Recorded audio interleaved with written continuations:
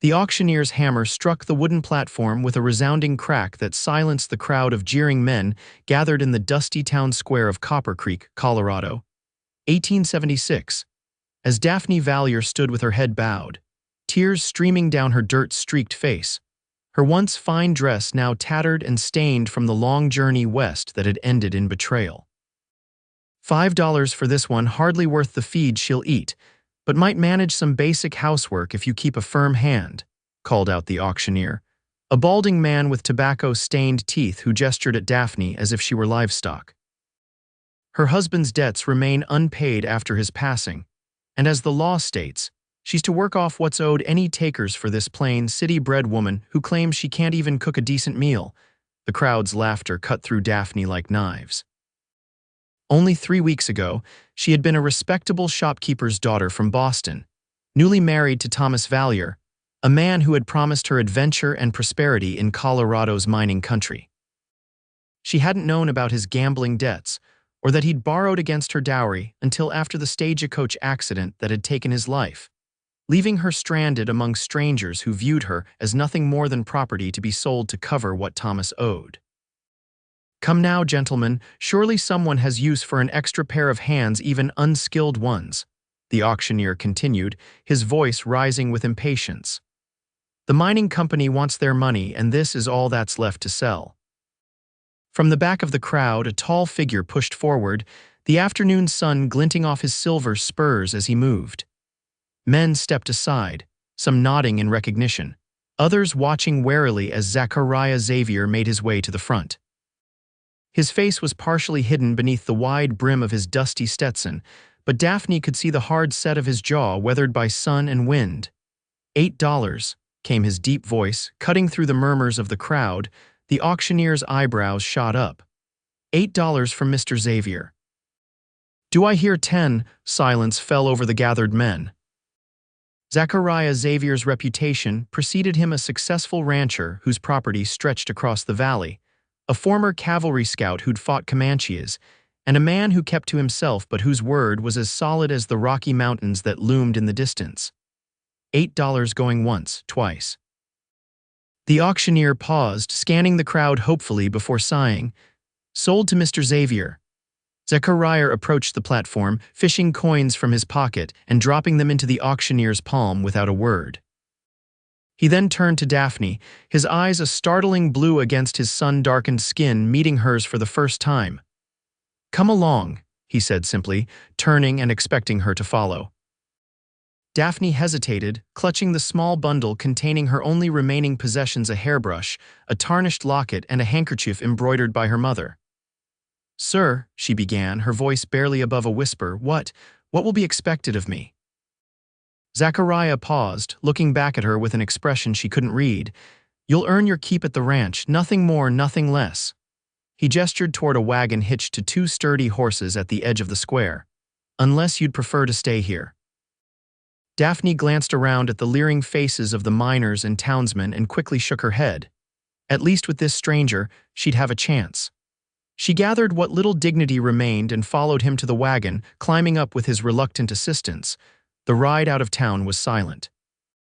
Daphne watched as Copper Creek's clapboard buildings gave way to rolling grasslands dotted with scrub brush and the occasional stunted pine.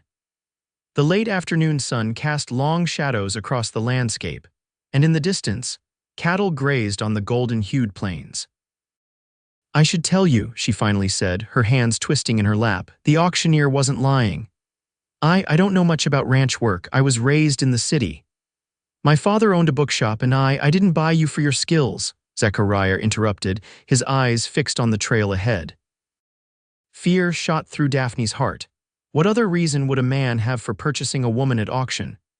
She edged closer to the side of the wagon, calculating how badly she might be hurt if she jumped. As if reading her thoughts, Zachariah added, "My housekeeper, Mrs. Abernathy, is getting on in years. She needs help with the cooking and cleaning, that's all." Daphne's shoulders relaxed slightly, though suspicion lingered. "And how long must I work to repay my husband's debt?" "Your husband's debt was settled when I handed over those coins," he replied. "But you'll need to earn your room and board until you decide what comes next." This answer surprised her. You mean I'm not bound to you? I could leave? Zachariah's mouth tightened. This is wild country, Miss Vallier. Where would you go with no money and no skills? The nearest town is Copper Creek, and you saw how they regard you there. His words, though harsh, rang with truth.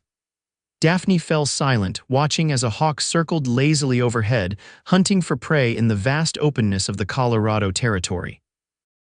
After nearly an hour of travel, they crested a hill, and Daphne caught her first glimpse of the Xavier Ranch. A sprawling main house built of sturdy logs with a wide porch stood at the center of several outbuildings. A large barn, corrals filled with horses, and what appeared to be bunkhouses for ranch hands completed the picture. It was larger and more established than she had expected. As they approached, a gray-haired woman emerged from the main house, shading her eyes against the setting sun. When Zachariah pulled the wagon to a stop, she approached, her keen eyes taking in Daphne's bedraggled appearance. "This is Mrs. Abernathy," Zachariah said as he climbed down. "She runs the household." "Another stray, Mr. Xavier, Mrs. Abernathy asked, her tone suggesting this wasn't the first time Zachariah had brought home something or someone unexpected. "She needs work. You need help." "Seemed simple enough," he replied, unhitching the horses. Mrs. Abernathy sighed and gestured for Daphne to follow her. "Come along then, girl. Let's get you cleaned up and fed. You look half-starved." Inside, the house was surprisingly well appointed. Polished wooden floors, a massive stone fireplace, and furniture that would not have looked out of place in a fine Boston home. Daphne followed Mrs. Abernathy up a narrow staircase to a small but clean bedroom under the eaves. "You can sleep here," the older woman said. "There's a washstand in the corner. I'll bring up some hot water and something clean to wear." Mr. Xavier's sister left some dresses behind when she married and moved to Denver. "His sister?" Daphne asked, surprised that the taciturn rancher had family. "Yes, Eliza, married a banker 3 years ago." Mrs. Abernathy studied Daphne carefully. "What's your story, girl? How does a woman with your accent and manners end up being sold in Copper Creek?" Daphne sat heavily on the bed, the events of the past weeks crashing over her. "My husband died. I didn't know he had debts. The mining company claimed everything, including me, to settle what he owed." Mrs. Abernathy's face softened slightly. "Well, you've landed in a better place than most would. Mr. Xavier is fair, if not particularly friendly. Do your work well and you'll be treated well." She moved toward the door, then paused. "And don't get any ideas about him. He keeps to himself for a reason." Before Daphne could ask what she meant, Mrs. Abernathy had gone, leaving her alone with her thoughts. She moved to the small window that overlooked the ranch yard. Below, Zachariah Xavier was speaking with a ranch hand, gesturing toward the eastern pastures. In the fading light, with his hat removed, she could see his features more clearly: strong jaw, straight nose, and hair the color of dark walnut that curled slightly at the nape of his neck. What kind of man purchases a woman at auction only to give her a clean room and ask nothing in return? Daphne wasn't naive enough to believe in such simple charity, especially not in this harsh land. There had to be more to Zachariah Xavier's story, and despite her precarious situation, she found herself curious to discover what it might be. The following morning came early at the Xavier Ranch. Daphne woke to the sound of roosters crowing and the distant lowing of cattle. She dressed quickly in one of Eliza Xavier's old calico dresses, which hung a bit loose on her frame. Weeks of anxiety and poor eating had left her thinner than she'd been upon arriving in Colorado. Downstairs, Mrs. Abernathy was already at work in the kitchen, kneading dough for the day's bread. "Good, you're up," she said without looking up. "The men will be in for breakfast soon. Can you manage eggs and bacon without burning them?" Daphne hesitated. I can try. "My mother tried to teach me to cook," but Mrs. Abernathy sighed. "Stand beside me and watch first. Then tomorrow you can try." For the next hour, Daphne observed as Mrs. Abernathy efficiently prepared a hearty breakfast for what turned out to be Zachariah and 6 ranch hands. When the men filed in, they eyed Daphne curiously but said nothing beyond mumbled thanks for the food. Zachariah barely acknowledged her presence, eating quickly before heading out to begin the day's work. "Is he always so distant?" Daphne asked as she helped Mrs. Abernathy clear the table. "Mr. Xavier says what needs saying and nothing more," the older woman replied. "Been that way since he came back from the war." He fought in the war, Union cavalry, doesn't speak of it. Mrs. Abernathy handed Daphne a stack of plates. Now let's get to these dishes. Then I'll show you how to make soap. The lie's been prepared and we've got rendered fat ready to mix. The days that followed fell into a rhythm. Daphne rose before dawn, helped prepare meals, learned to churn butter, make soap, and perform the countless other tasks required to keep a ranch household functioning. Her hands, once soft from a life of books and needlework, grew calloused and chapped. But each night she fell into bed exhausted yet oddly satisfied by the tangible results of her labor. Zachariah remained an enigma. He was often gone from sunrise to sunset, returning only for meals, which he ate quickly and in near silence. Occasionally, Daphne would catch him watching her with an unreadable expression, but he would look away the moment she noticed. From the ranch hand's conversations, she pieced together that he was respected throughout the territory not only for his success as a rancher, but for his fairness in business dealings, and his skill with horses that others couldn't tame. One evening, nearly 2 weeks after her arrival, Daphne was alone in the kitchen, finishing the dinner dishes when the back door opened and Zachariah entered. He stopped short when he saw her, clearly having expected the room to be empty. Mrs. Abernathy went to bed early, Daphne explained, suddenly conscious of her disheveled appearance after a long day of work. Her joints were paining her. Zachariah nodded, moving to the stove where a pot of coffee still sat warming. "You're settling in, then?" The question surprised her. It was the most personal thing he'd asked since bringing her to the ranch. "Yes, though I still have much to learn. Mrs. Abernathy says you're a quick study." He poured himself coffee and leaned against the counter, studying her over the rim of his cup. "And that you can read." "My father owned a bookshop," she replied.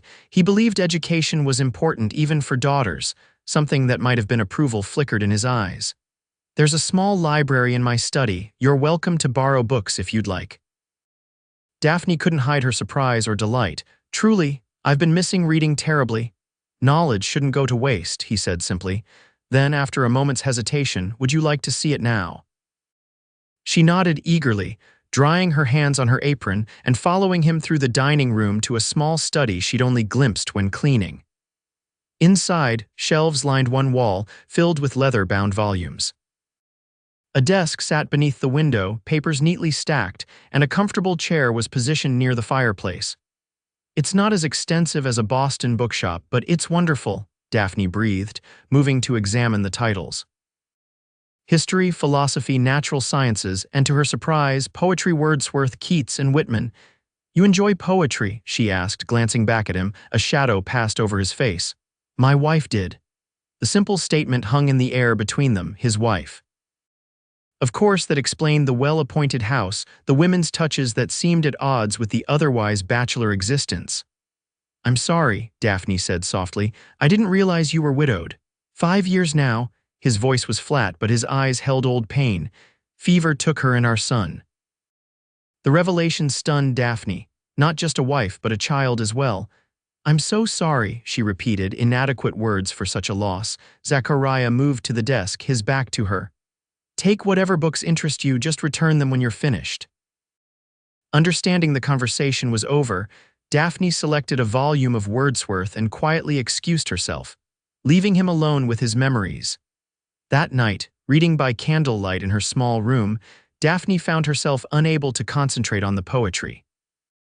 Instead, her thoughts kept returning to Zachariah Xavier, a man who had lost his family yet had shown her kindness when he could have easily taken advantage of her vulnerable position. Perhaps Mrs. Abernathy's warning about not getting ideas had been unnecessary. It seemed clear that Zachariah's heart remained buried with his wife and child. Yet as Daphne finally drifted off to sleep, the image that lingered in her mind was that of Zachariah's blue eyes, not as they had been in the study filled with remembered grief, but as they had looked when she expressed delight at his library. Alive with a warmth that transformed his severe features into something approaching handsome. The following days brought an unexpected shift in Daphne's routine. A sudden spring storm had damaged the roof of the chicken coop, and Mrs. Abernathy's arthritis was particularly troublesome, leaving Daphne to handle more responsibilities than usual. She rose even earlier, feeding the chickens and collecting eggs before starting breakfast preparations. She was returning from the henhouse, basket of eggs balanced carefully in her arms, when she nearly collided with Zachariah coming from the barn. "You're up early," he observed, steadying the basket before she could drop it. "Mrs. Abernathy isn't feeling well," Daphne explained. "I thought I'd get a head start on the morning chores." He nodded, his eyes lingering on her face, which she knew must be flushed from exertion and the crisp morning air. "You've changed since you arrived." The observation caught her off guard. "Have I? You stand straighter, there's color in your cheeks." His gaze dropped to her hands, no longer soft and white but reddened from work. "Those aren't a city girl's hands anymore." Before she could respond, one of the ranch hands called from the corral, and Zachariah turned away with a brief nod of farewell. Daphne continued to the house, mulling over his words. He had really noticed her, and the realization brought a flutter of something she hadn't felt since before Thomas's death. A sense of being seen as a person rather than a possession or a burden. That evening, a traveling doctor passing through on his way to Denver stopped at the ranch. Mrs. Abernathy's condition had worsened, and after examining her, Dr. Winters diagnosed a severe inflammation of the joints that required rest and treatment. "She'll need at least 2 weeks of complete rest," the doctor informed Zachariah as Daphne hovered nearby. "The tincture I've left will help with the pain, but no work, not even light duties." After the doctor departed, Zachariah found Daphne in the kitchen, already planning the next day's meals. "This puts you in a difficult position," he said. "Running a household this size is too much for one person." "I can manage," Daphne insisted, though the prospect of handling all the cooking, cleaning, and other household duties alone was daunting. Zachariah studied her for a moment. "I'll have Miguel's wife come up from the South Pasture Camp to help. She can handle the washing and heavy cleaning. You focus on the cooking and caring for Mrs. Abernathy." The consideration in this arrangement surprised Daphne. "Thank you, that's very thoughtful." A hint of a smile touched his lips, the first she'd seen. "Contrary to what you might think, Miss Vallier, I don't make a habit of working people to exhaustion." "I never thought that," she replied honestly. "You've been more than fair since." She trailed off, not wanting to remind either of them of the circumstances of her arrival. "Since I bought you at auction," he finished bluntly. "We can name the thing, Miss Vallier. Pretending it didn't happen won't change the fact that it did." Daphne lifted her chin. "Very well. Yes, you've been fair since you purchased me like a head of cattle in Copper Creek. Is that better?" To her surprise, he laughed a short, rusty sound, as if he'd nearly forgotten how. "You've got spirit. I wondered if it had been broken." "It would take more than a few weeks of hardship to break me, Mr. Xavier," she retorted, then immediately worried she'd overstepped. But Zachariah merely nodded, that ghost of a smile still playing around his mouth. "Good, you'll need that spirit out here." He turned to leave, then paused at the door. "And Miss Vallier, you can call me Zachariah. Mr. Xavier makes me feel like my father." The following days were challenging but revealed strengths Daphne hadn't known she possessed. With Mrs. Abernathy confined to bed and Miguel's wife, Elena, handling only the heaviest work, Daphne found herself responsible for most of the household's daily functioning. She made mistakes: bread that didn't rise properly, a stew that was too salty, but no one complained, not even Zachariah. In fact, he seemed to be making an effort to ease her burden in small ways. He instructed the ranch hands to remove their boots before entering the house to reduce the mud tracked inside. He brought in extra firewood and stacked it neatly by the kitchen stove so she wouldn't need to fetch it. Once, he even returned from a trip to town with a new cookbook, explaining gruffly that he'd seen it in the general store and thought it might be useful. These small kindnesses affected Daphne more deeply than grand gestures might have. Each one represented notice taken, consideration given. Each suggested that Zachariah Xavier saw her as more than just a convenient solution to a household problem. One evening, nearly a week into Mrs. Abernathy's convalescence, Daphne was preparing to take a tray up to the housekeeper when Zachariah entered the kitchen, his hair damp from washing up after a day's work. "I'll take that to her," he offered, surprising Daphne. "You look tired. Sit and have your own dinner while it's hot." Daphne relinquished the tray gratefully. "Thank you, that's kind of you, not kindness, practicality. Can't have you falling ill too." But there was a gentleness in his voice that belied the brusque words when he returned from Mrs. Abernathy's room. Daphne was still at the table picking at her food. He hesitated, then instead of retreating to his study as he usually did after dinner, he sat down across from her. "You're not eating," he observed. Daphne smiled tiredly. "Just thinking about tomorrow's tasks. I need to start the monthly deep cleaning of the parlor, but Alina has to return to the South Camp for her daughter's birthday, and the parlor can wait," Zachariah interrupted. "No one uses it anyway."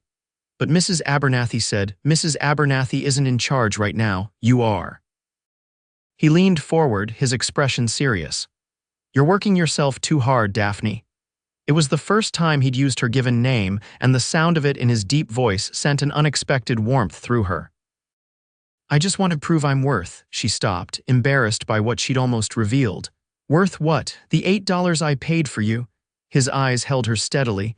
"You've repaid that 100 times over already." Daphne looked down at her plate. "When I was standing on that auction block, I felt worthless, as if my entire life amounted to nothing more than a few coins." She blinked back sudden tears. "I know it's foolish, but I need to prove to myself more than anyone that I have value." Zachariah was silent for a long moment. When he spoke, his voice was low and intense. "The worth of a person isn't measured in dollars or even in work accomplished, Daphne. If it were, I'd be as worthless as you felt that day." She looked up, startled. "What do you mean?" He ran a hand through his hair, leaving it standing in rumpled waves. "When Elizabeth, my wife, and Daniel died, I couldn't function for months. Couldn't work, couldn't eat, couldn't even bring myself to leave the house. If my value had been judged then, I'd have been worth less than nothing." The raw honesty of his confession touched Daphne deeply. "I'm sorry, I didn't mean to bring up painful memories." "No," he shook his head. "That's not my point. My point is that Mrs. Abernathy took care of everything during that time. The ranch hands kept the cattle alive and the horses fed. No one judged me by my productivity or lack thereof." His eyes held hers intensely. "Your worth isn't determined by how many floors you scrub or loaves of bread you bake, Daphne. It's inherent in who you are." Tears spilled down Daphne's cheeks before she could stop them. After weeks of holding herself together, of pushing aside the humiliation and fear she'd experienced, Zachariah's words broke through her carefully constructed defenses.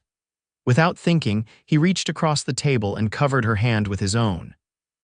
His palm was rough with calluses, but his touch was gentle. "You're not property here. You're not a servant paying off a debt. You're a woman who survived loss and hardship with dignity and determination. That has value beyond measure." For a moment, they remained connected by that simple touch, something unspoken passing between them. Then, as if suddenly aware of the intimacy of the gesture, Zachariah withdrew his hand and stood. "Get some rest," he said, his voice gruff once more, "and forget about the parlor. That's an order." With that, he left the kitchen, leaving Daphne with the lingering warmth of his touch and the even more profound warmth of his words. That night, lying in bed, Daphne found herself replaying the conversation, each word etched in her memory. Something had shifted between them, boundaries softening, defenses lowering. It frightened her how much she wanted to explore that shift, to discover what might lie beyond it. Thomas had taught her the danger of building dreams on unstable foundations, yet here she was, imagining possibilities with a man still mourning his dead wife. As spring progressed into early summer, life at the Xavier Ranch fell into a new pattern. Mrs. Abernathy gradually resumed some of her duties, but Daphne retained responsibility for much of the cooking and household management. The relationship between the two women had evolved from instructor and pupil to something approaching friendship, with Mrs. Abernathy sharing stories of her own journey west 30 years earlier as a young bride. "This country changes you," the older woman remarked one afternoon as they shelled peas on the back porch. "Strips away pretensions, shows what you're really made of." Daphne nodded, thinking of how much she had changed in just a few months. "I never imagined I could be so capable," Mrs. Abernathy snorted. "Capable girl, you've flourished. Even Mr. Xavier has noticed." Daphne felt her cheeks warm. "Has he said something?" The housekeeper gave her a knowing look. "He doesn't need to. I've known that man since he was a boy. I can read his face like a book, even when he thinks it's closed." She paused, her shelling. "He watches you when you're not looking." Not in a way that should worry you, she added quickly, but in a way I haven't seen since before Elizabeth died. Daphne's heart quickened, but she kept her voice steady. He's been kind to me, that's all. He would show the same consideration to anyone in my position. Would he now, Mrs. Abernathy raised an eyebrow. Is that why he brought wildflowers for the kitchen table yesterday, or why he's taken to eating dinner with us instead of alone in his study? Or perhaps it's why he rode all the way to Denver last week and came back with those books on botany after you mentioned an interest in the wildflowers of Colorado. Each example struck Daphne like a small revelation. She had noticed these changes, but attributed them to Zachariah simply becoming more comfortable with her presence in his home. The idea that they might indicate deeper feelings both thrilled and terrified her. Even if what you're suggesting were true, Daphne said carefully, he still loves his wife. Anyone can see that. Mrs. Abernathy's expression softened. Of course he does. That kind of love doesn't just disappear, but Elizabeth has been gone 5 years and the living need the living, Daphne. She wouldn't have wanted him to spend his life alone. Before Daphne could respond, the sound of horses approaching drew their attention. Zachariah and 2 of his hands were returning from checking on the northern pastures.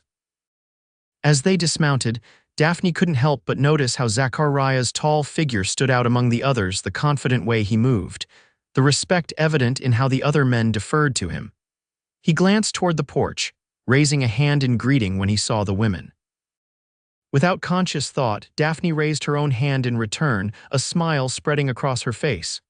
"See what I mean?" Mrs. Abernathy murmured, returning to her peas. "That man hasn't smiled so easily in years." That evening, as Daphne was finishing the dinner dishes, Zachariah appeared in the kitchen doorway. "Would you walk with me?" he asked without preamble. "There's something I'd like to show you." Curious, Daphne dried her hands and followed him outside. The June evening was perfect, warm but not hot, with a gentle breeze carrying the scent of wild sage and summer grasses. Zachariah led her past the barn and corrals toward a small rise overlooking the ranch. "I come here sometimes to think," he explained as they reached the top. "Especially at this time of day." Daphne understood why as she gazed out at the view. The setting sun painted the landscape in gold and amber, the distant mountains purple against the fiery sky. The ranch buildings below looked peaceful, smoke curling from the chimney, cattle dotting the nearby pastures. "It's beautiful," she breathed. "This land has been in my family for 3 generations, Zachariah said, his eyes scanning the horizon. "My grandfather came west with nothing but determination and a dream of building something that would last. He succeeded," Daphne observed. Zachariah nodded. "Yes, though not without cost. My father died defending this land during the Indian Wars. My mother managed alone until I was old enough to take over." He glanced at her. "Strong women have always been the backbone of this ranch." The compliment, if that's what it was, warmed her. "Your wife, was she from around here?" For a moment she feared she'd overstepped, but Zachariah answered readily. "No, Elizabeth was from St. Louis. Her father was a business associate of the man who owns the mercantile in Copper Creek. She came to visit one summer." He smiled slightly at the memory. "I was smitten immediately, though it took considerable convincing to persuade her that ranch life could be bearable." "And was it bearable for her?" "She grew to love it," he said softly. "She planted gardens, taught at the small school in town, made this place a home instead of just a ranch." His eyes grew distant. "When Daniel was born, it felt like everything I'd ever wanted was complete." The pain in his voice as he spoke his son's name made Daphne's heart ache. "How old was he when?" 3. Zachariah's jaw tightened. "Old enough that I remember his laugh, the way he'd run to me when I came in from working with the horses. Young enough that I'll never know the man he might have become." Without thinking, Daphne reached out and touched his arm. "I'm so sorry, Zachariah." He covered her hand with his own, a gesture that was becoming familiar between them. "For a long time I thought I died with them, just hadn't had the courtesy to stop breathing." His eyes met hers, their blue depths troubled. "I built walls around what was left of me. It seemed safer that way." "And now?" Daphne asked, barely above a whisper. "Now." He hesitated, his gaze moving from her eyes to her lips, then back again. "Now I find those walls crumbling, and I'm not sure whether to rebuild them or let them fall." The air between them seemed charged with unspoken possibility. Daphne was acutely aware of his hand still covering hers, of how close they stood, of the fading sunlight gilding his features. For a breathless moment, she thought he might kiss her and realized with startling clarity that she wanted him to. Instead, he gently released her hand and stepped back. "We should head back, it'll be dark soon." The walk back to the ranch was quiet, each lost in thought. At the porch steps, Zachariah paused. "Thank you for coming with me." "Thank you for sharing it with me," she replied softly, "and for sharing your memories." He nodded, hesitating as if wanting to say more, then turned and walked toward the barn, leaving Daphne with a heart full of confused emotions and the lingering question of what might have happened if he'd closed the distance between them on that hilltop. The following weeks brought increased activity to the ranch as the summer cattle drive approached. Cowboys from neighboring ranches arrived to help, and the bunkhouses filled with men planning the logistics of moving several hundred head of cattle to the railhead in Pueblo. Daphne found herself busier than ever, helping Mrs. Abernathy prepare meals for the expanded household. Despite the work, she enjoyed the energy and the stories the cowboys brought with them, tales of adventures in places she'd only read about, from the deserts of Arizona to the gold fields of California. Zachariah was consumed with preparations as well, and their moments alone together grew rare. When their paths did cross, there was a new awareness between them, a tension that hadn't existed before their sunset conversation. Occasionally, their hands would brush as she passed him coffee at breakfast, or their eyes would meet across the dining room, and Daphne would feel that same breathless anticipation she'd experienced on the hilltop.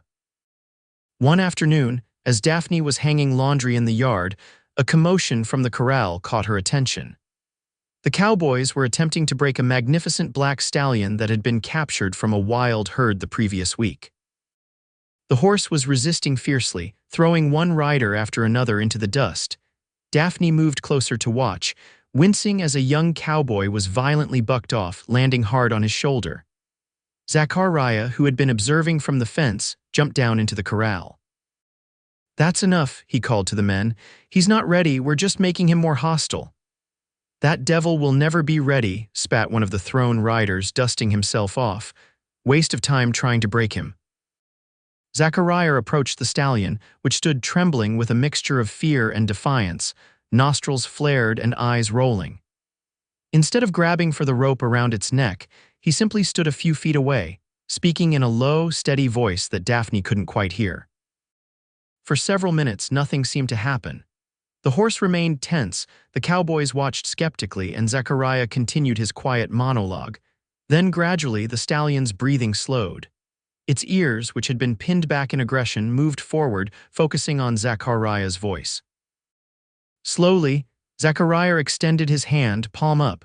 The horse snorted and shifted nervously, but didn't retreat. Another minute passed in this silent negotiation before the stallion stretched its neck forward and touched its muzzle to Zachariah's palm. A murmur went through the watching cowboys. Daphne heard one whisper, "Damned if he hasn't done it again." Horse whisperer, that one. Over the next hour, Daphne watched in fascination as Zachariah worked with the stallion. He never used force or intimidation, only patience and a gentle insistence that somehow communicated what he wanted. By the end, he was running his hands over the horse's neck and back, the animal still cautious but no longer afraid. "You have a gift," Daphne said later that evening when she found Zachariah alone on the porch, smoking a rare cigar. He glanced up, a question in his eyes. "With the horses," she clarified. "The black stallion, it was remarkable to watch." Zachariah tapped ash from his cigar. "Not a gift, just understanding. Horses are honest creatures. They respond to what's real, not what you pretend to be." "Is that why you prefer their company to people?" The question slipped out before she could reconsider its boldness. To her relief, he smiled faintly. "Sometimes people are more complicated and less honest, often." He studied her for a moment, though not always. Daphne leaned against the porch railing. "The stallion, what will happen to him now? He'll learn to accept a saddle, eventually a rider, but I won't sell him. Some horses aren't meant to be owned by just anyone." He paused, his eyes holding hers. "Some spirits need the right handler or none at all." There was something in his gaze that made Daphne wonder if they were still talking about horses. "And how do you know who the right handler is?" Zachariah extinguished his cigar carefully. Trust. The horse has to trust that you won't abuse the power you have over it. And you have to trust that the horse won't take advantage of your moments of vulnerability. The conversation felt layered with meaning beyond the words themselves. Daphne's heart beat faster as Zachariah stood and moved closer to her at the railing. "Daphne," he began, his voice lower than before, "I've been meaning to speak with you about boss."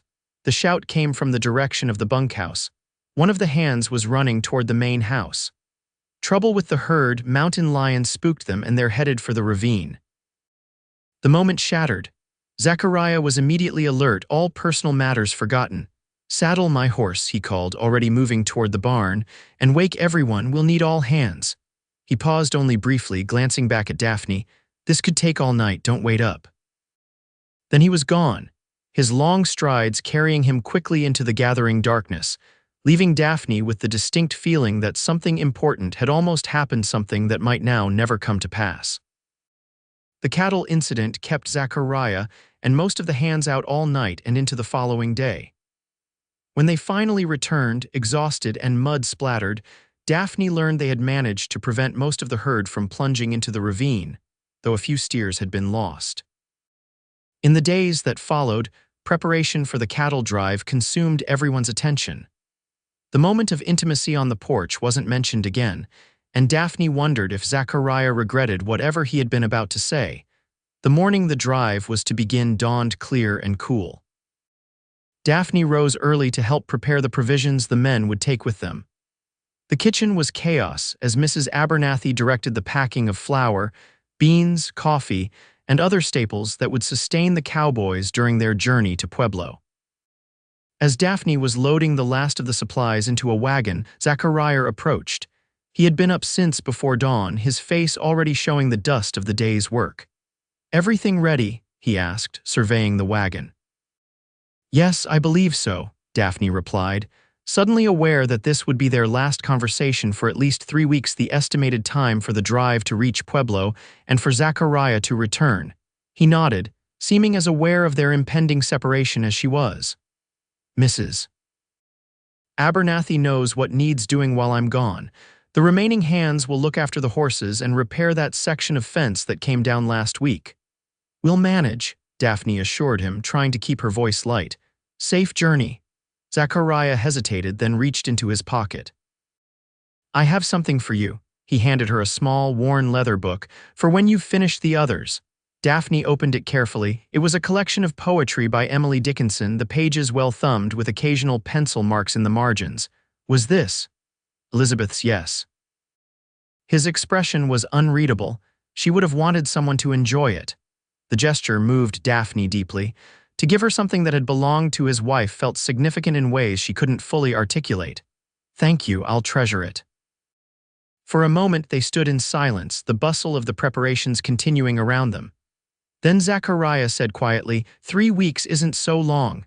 "No," she agreed, though it suddenly seemed an eternity. "Not so long." A call from the head drover indicated it was time to move out. Zachariah straightened, the rancher once more in full evidence. "Take care of yourself, Daphne, and you," she replied. On impulse, she added, "I'll be watching for you from the hill." A smile touched his eyes, if not his lips. With a brief nod, he turned and mounted his horse, calling orders to the assembled cowboys as they began moving the cattle toward the eastern trail. Daphne watched until the dust cloud raised by hundreds of hooves obscured her view. Only then did she open the poetry book again, running her fingers over the name inscribed on the flyleaf, Elizabeth Xavier. Below it, in a different hand, Zachariah's, she assumed was a single line, "For Daphne, who brings life back to empty rooms." The words brought tears to her eyes. She held the book close to her heart as she walked back to the house, already counting the days until his return. The ranch felt strangely empty with Zachariah and most of the hands gone. Daphne found herself busier than ever, helping the remaining men with tasks that couldn't wait, harvesting the kitchen garden before the produce overripened, preserving vegetables for the coming winter, mending linens and clothing that had been set aside during the pre-drive preparations.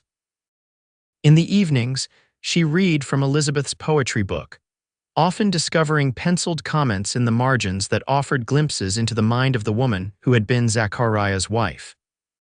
Elizabeth had favored poems about nature and immortality, occasionally noting connections to her own experiences of ranch life.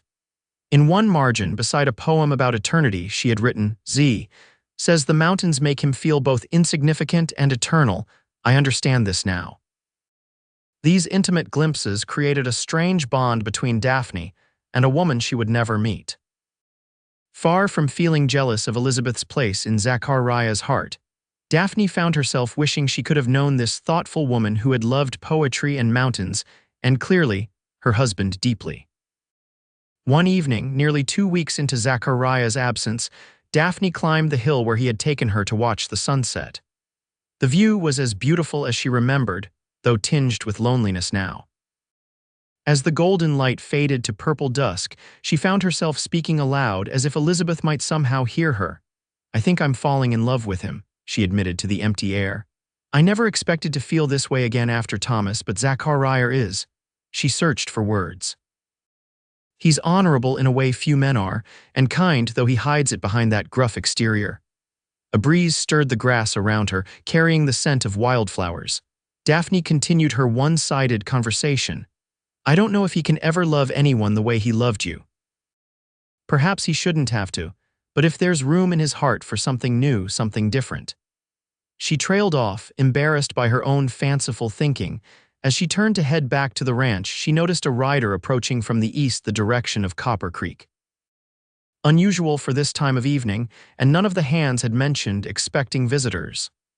Daphne hurried down the hill, reaching the main house just as the rider dismounted.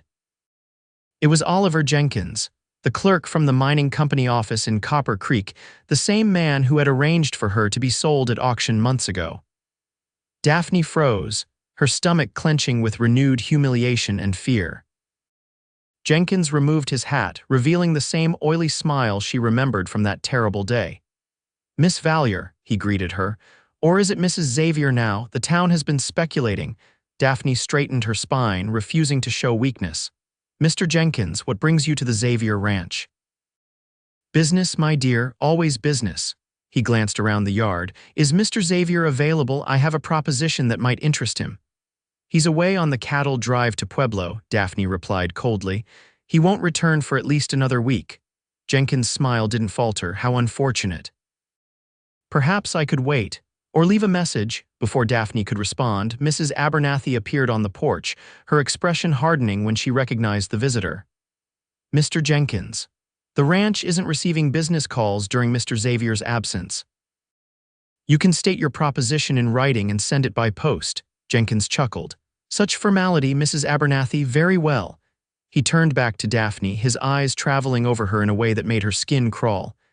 "You're looking well, Miss Vallier. Ranch life clearly agrees with you. Much better than working in the mining company offices would have, I suspect." "The mining company offices?" Daphne echoed, confused. "Oh yes. That was the alternative arrangement if no one had purchased your contract at auction. Filing, cleaning, cooking for the men. And other duties, depending on the supervisor's needs." His smile turned suggestive. "You should thank Mr. Xavier for sparing you that fate." Daphne felt ill at the implication. "I believe you were just leaving, Mr. Jenkins." He replaced his hat with exaggerated courtesy. "Indeed I was. Please tell Mr. Xavier I called. The Harrington Mining Company is always interested in acquiring new property, especially land with water rights as extensive as the Xavier Ranch." After he rode away, Daphne remained in the yard, trembling with a mixture of anger and residual fear. Mrs. Abernathy came to stand beside her. "That man has been trying to get his hands on this ranch for years," the older woman said. "Started not long after Elizabeth and Daniel died, when Zachariah was at his lowest, thought he might sell out of grief. And now," Mrs. Abernathy shrugged, "now they're getting desperate. The railroad's coming through next year, and whoever controls the water rights in this valley stands to make a fortune." She patted Daphne's arm. "Don't let him upset you. Zachariah would sooner cut off his arm than sell this land." That night, Daphne dreamed of the auction block again, but this time when the auctioneer called for bids, no one responded, not even Zachariah. Instead, Jenkins stepped forward, a triumphant smile on his face as he said, She'll do for the mining camp. The men get lonely. She woke gasping, sheets tangled around her legs from her restless sleep. Outside, the moon cast silver light across the ranch yard, peaceful and still. Yet Daphne couldn't shake the feeling that Jenkins' visit represented a threat not just to her peace of mind, but to the ranch itself, to this place that had become, against all odds, her home. The day Zachariah was expected to return, Daphne found herself unable to concentrate on her usual tasks. She checked and rechecked the dinner preparations, wanting everything to be perfect. Mrs. Abernathy watched her with knowing eyes but said nothing beyond practical instructions about the beef roast and apple pie cooling on the windowsill. By mid-afternoon, there was still no sign of the returning cattlemen. Daphne tried to occupy herself by reading, but the words blurred on the page. Finally, she decided to climb the hill where she had promised to watch for him. The vantage point would allow her to see riders approaching from miles away. The July sun beat down as she made her way up the slope, a canteen of water and Elizabeth's poetry book tucked into a small satchel. At the top, a lone pine provided welcome shade. Daphne settled beneath it, opening the book to a poem she had read multiple times during Zachariah's absence. Hope is the thing with feathers that perches in the soul and sings the tune without the words and never stops at all.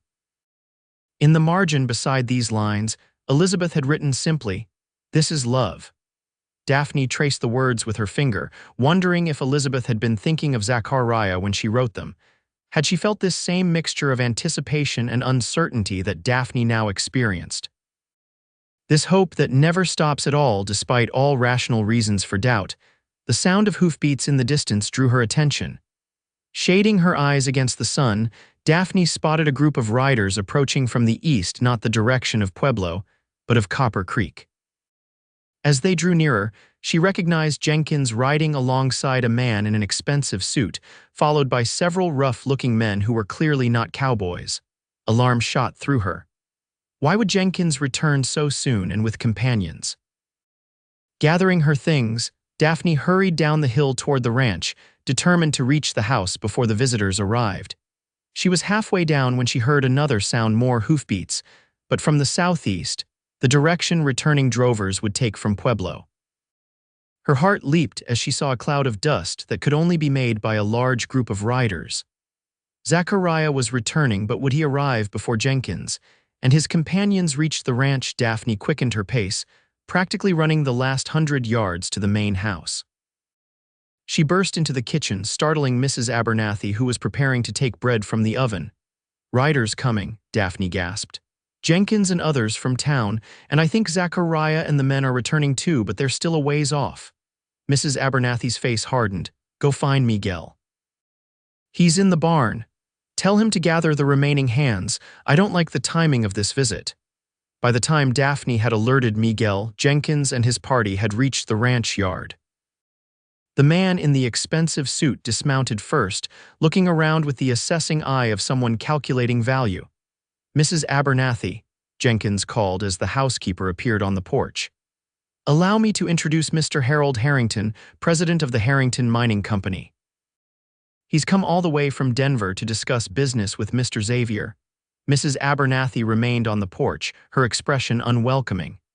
"As I told you before, Mr. Jenkins, Mr. Xavier isn't receiving business calls during his absence." Harrington stepped forward, a practiced smile on his face. "My dear lady, I understand completely. However, my schedule won't permit me to remain in the territory much longer. Perhaps we might at least tour the property while waiting for Mr. Xavier's return. I'm particularly interested in the north pasture where I believe the main creek feeding this valley originates." "The ranch is private property, sir," Mrs. Abernathy replied firmly. "Without Mr. Xavier's permission, I cannot allow—" "I believe you misunderstand," Harrington interrupted, his smile fading. "This isn't a social call requiring invitations. My company has legal interests in this valley, including mining claims that may extend beneath Xavier land." He gestured to one of the men behind him, who produced an official-looking document. "This writ from the territorial court authorizes us to survey the property for potential mineral deposits." Daphne, who had moved to stand beside Mrs. Abernathy, felt her heart sink. The document looked authentic, complete with official seals and signatures. Miguel and the two remaining ranch hands exchanged worried glances, clearly outmanned by Harrington's group. "Perhaps," Daphne said carefully, "you could wait until Mr. Xavier returns. He should be here very soon." Jenkins smirked. "How convenient. And how do we know this isn't simply a delay tactic, Miss Vallier? The mining company has been trying to arrange a proper survey for months, only to be stonewalled by Mr. Xavier at every turn." Before anyone could respond, the thunder of approaching horses announced new arrivals.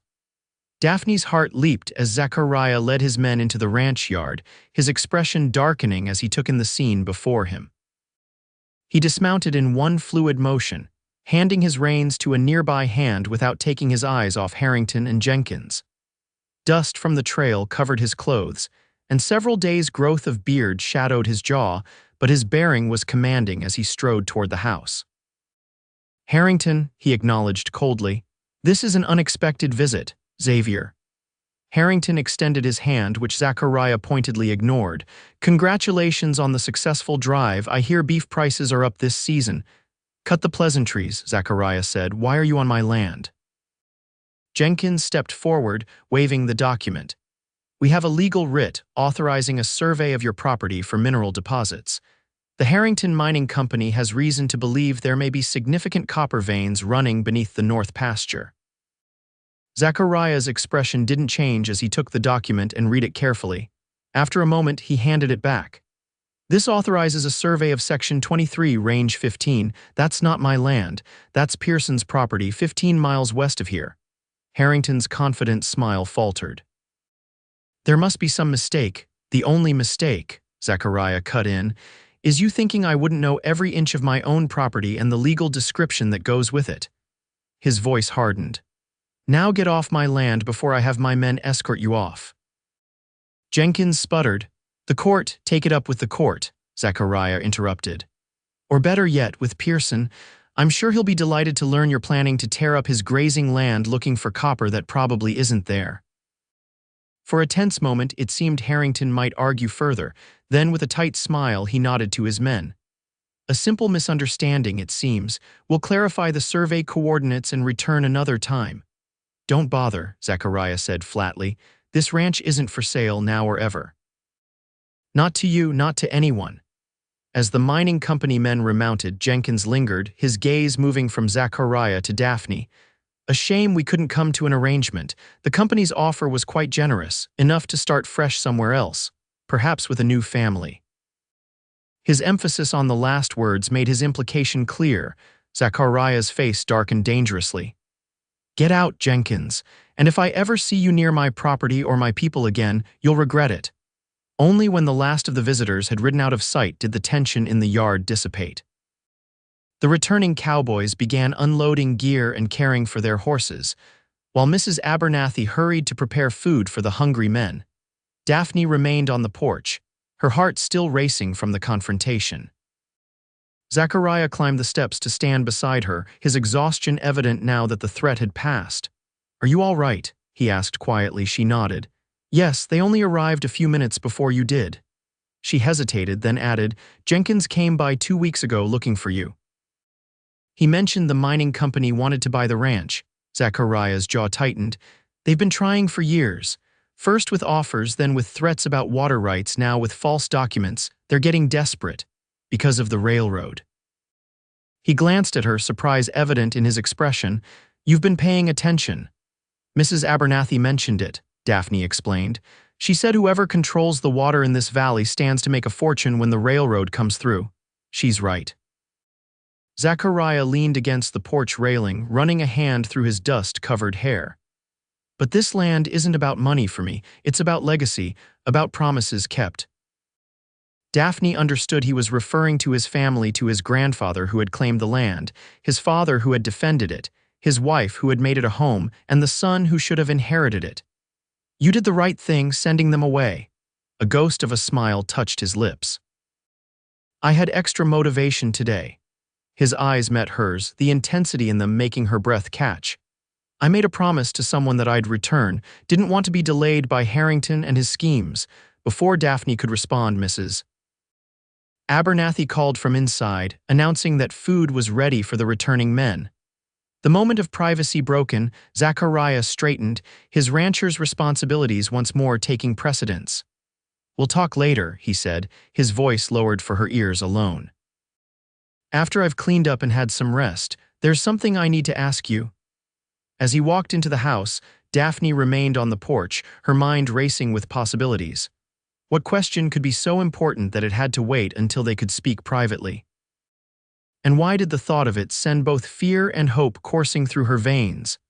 That evening, after the returning cowboys had been fed and most had retired to the bunkhouse to sleep off the exhaustion of the cattle drive, Daphne sat in the kitchen, helping Mrs.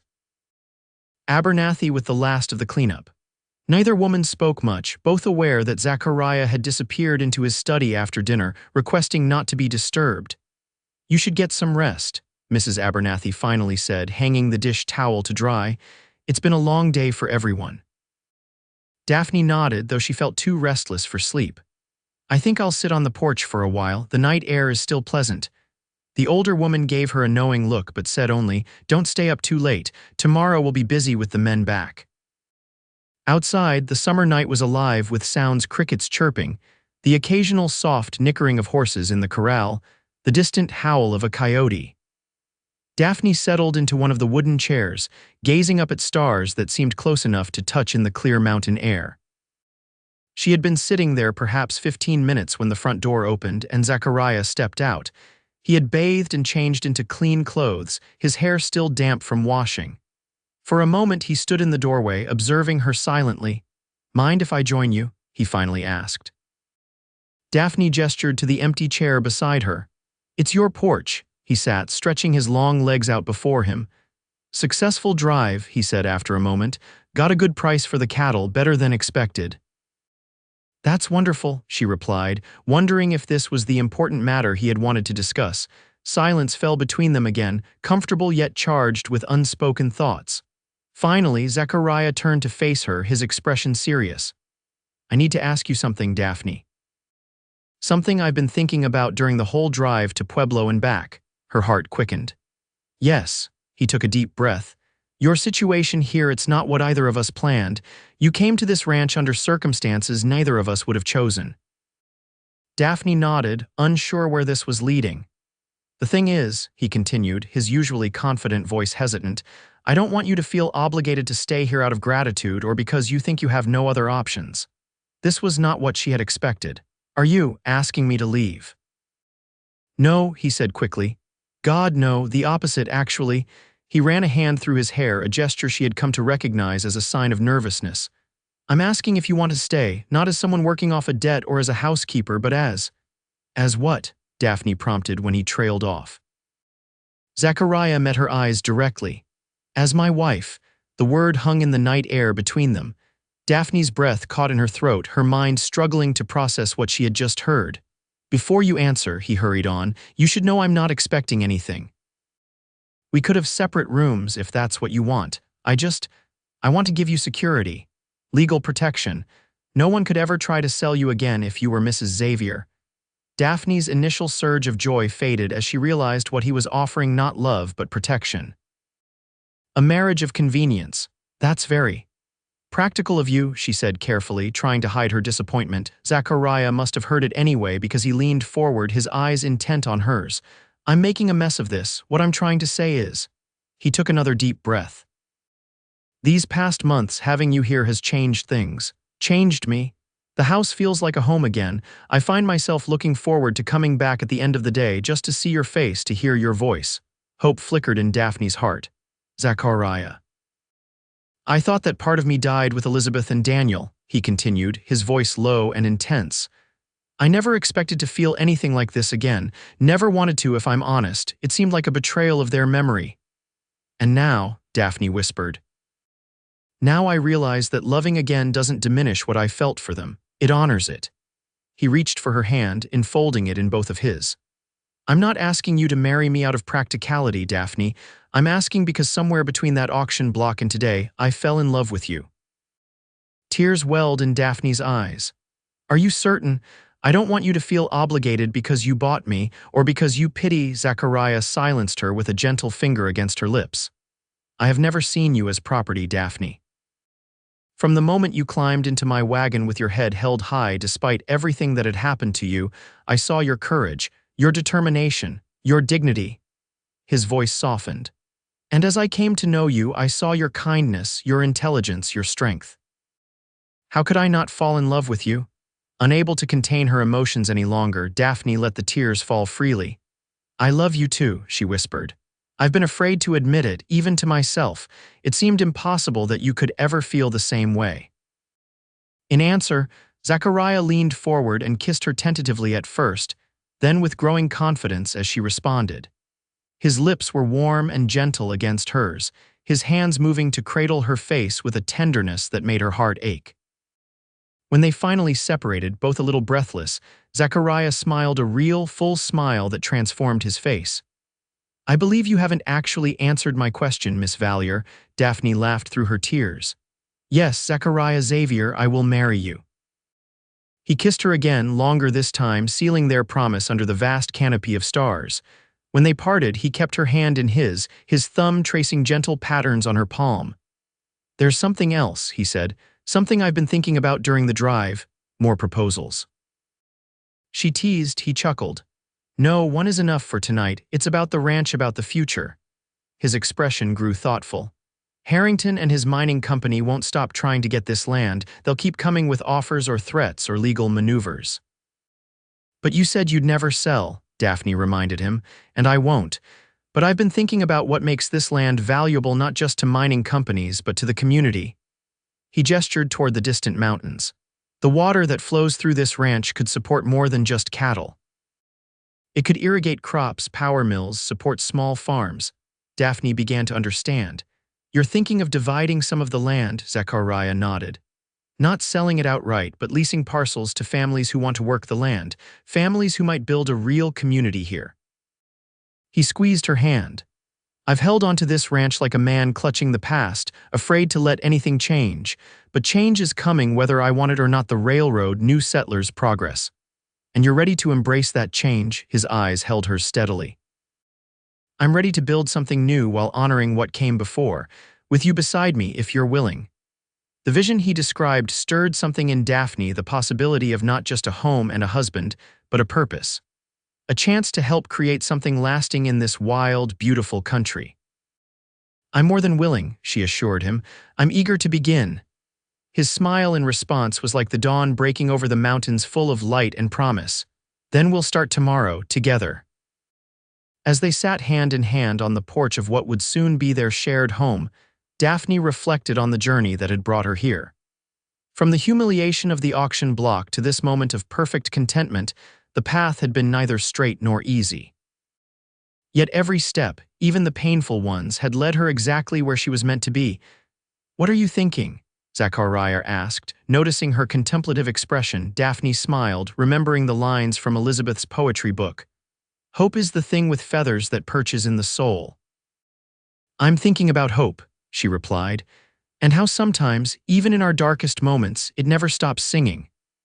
The autumn wedding of Zachariah Xavier and Daphne Vallier was a simple affair held on the hilltop where they had watched the sunset together months earlier. The entire ranch staff attended, along with neighbors from miles around and even a few townsfolk from Copper Creek, who had come to respect the former auction bride, now that she was to become Mrs. Xavier. Mrs. Abernathy had outdone herself preparing food for the celebration, and the ranch hands had constructed tables and benches beneath a canopy of aspens turning golden in the October light. Miguel's wife, Elena, had helped Daphne sew a wedding dress of cream-colored silk ordered specially from Denver, and Reverend Thompson had ridden out from town to perform the ceremony. As Daphne spoke her vows, she held not only Zachariah's hands, but also a small bouquet containing sprigs of wild sage, Elizabeth's favorite, Mrs. Abernathy had told her. It had been Daphne's idea to include this tribute, a way of acknowledging that love didn't erase what came before but built upon it, creating something new and equally precious. Zachariah had been moved to tears by the gesture, pulling Daphne into a kiss that caused the assembled guests to cheer and whoop with approval. The celebration lasted well into the night, with music provided by ranch hands who produced fiddles and harmonicas, and dancing beneath stars that seemed to have been polished especially bright for the occasion. That night, as Daphne entered the main bedroom of the ranch house, now their shared room, she found that Zachariah had placed a framed photograph on her bedside table. It showed Elizabeth holding a toddler who could only be Daniel, both smiling at the camera. "I want them to be part of our home," he explained, watching her reaction carefully. "Not as ghosts or shadows, but as family. Is that all right with you?" Daphne's heart swelled with love for this man who continued to surprise her with his emotional honesty. "More than all right," she assured him, placing the photograph where it could be seen clearly. "They will always be part of who you are, which makes them part of who we are together." His kiss in response was tender and full of promise, the first of many they would share in their new life together. Spring came early to the valley the following year, bringing with it the realization of the vision Zachariah had described on the night of his proposal. The first families to lease parcels of Xavier land arrived as the snow melted, eager to begin planting crops on the fertile soil. Zachariah had carefully selected hard-working people with dreams similar to those his grandfather had carried west decades earlier.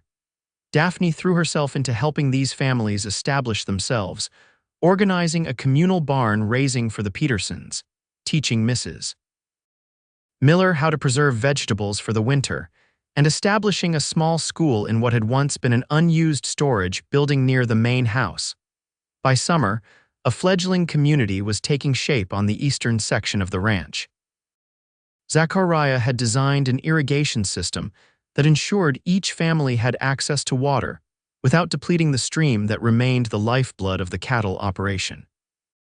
The sound of children's laughter drifted across fields now planted with wheat and corn, a sound that brought smiles to faces that had known too much sorrow. It was on a warm June evening, as Daphne and Zachariah sat on their porch watching the sunset, that she shared her news. "I visited Dr. Winter's in town today," she began, trying to keep her voice casual despite the excitement bubbling within her. "He confirmed what I've suspected for a few weeks now." Zachariah turned to her, a question in his eyes. "We're going to have a baby," Daphne said softly. "In January, if the doctor's calculations are correct." For a moment, Zachariah sat perfectly still, his face unreadable. Then, with a sound that was half laugh, half sob, he dropped to his knees before her chair and gathered her in his arms. "A baby," he whispered against her hair. "Our baby."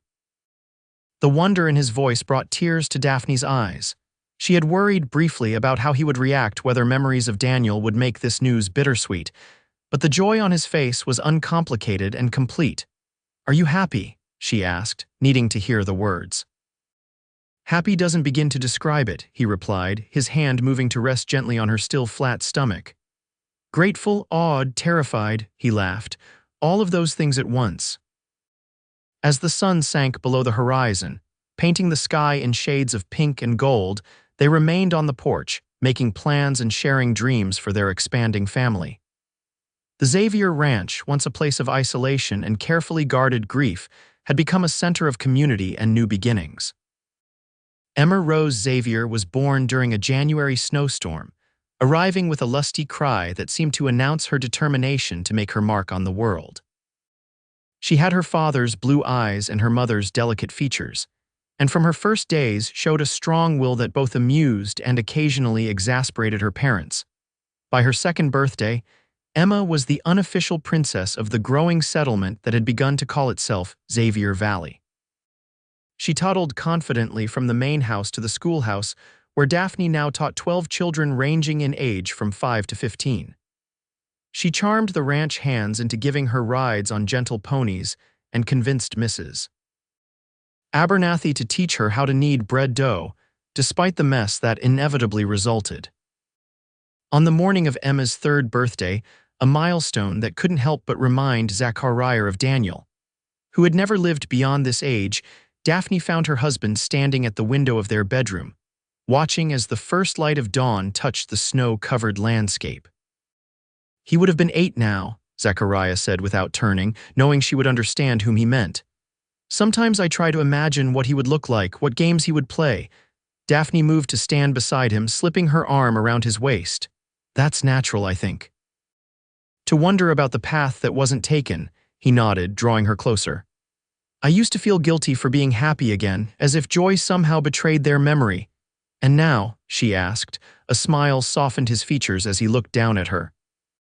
Now I understand that the greatest honor I can pay them is to live fully. To love you and Emma with my whole heart, to build something that will outlast all of us. From the nursery down the hall came the sound of their daughter waking, her cheerful voice calling for her parents. Zachariah pressed a kiss to Daphne's forehead. I should tell you, she said, placing a hand on his chest to delay him momentarily, that Emma might not be the only one celebrating a birthday this year. His eyes widened as her meaning registered. Are you certain? Not entirely, Daphne admitted, but Dr. Winters will be visiting next week and he can confirm it then. Zachariah's smile was radiant as he swept her into an embrace that lifted her feet from the floor. How do you feel about Thomas for a boy, after your father? Thomas Xavier has a fine ring to it, she agreed, and for a girl, he considered for a moment. Clara, perhaps it was my mother's name. Thomas or Clara, Daphne mused, either would be perfect.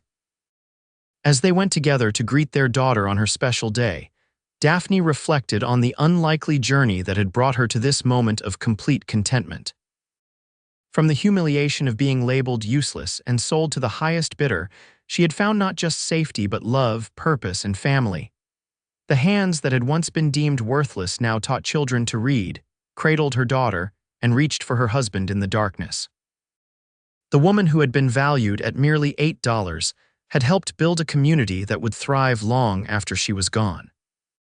And the man who had raised his hand that day in Copper Creek, the taciturn rancher who had said simply, "She's mine," had given her not possession but partnership, not ownership but devotion. Together, they had transformed loss into legacy, pain into promise, and an ending into a beginning that continued to unfold with each new day. That evening, as the Xavier Valley community gathered to celebrate Emma's birthday with cake and games and laughter, Daphne stood on the porch of the home that had once seemed so foreign to her.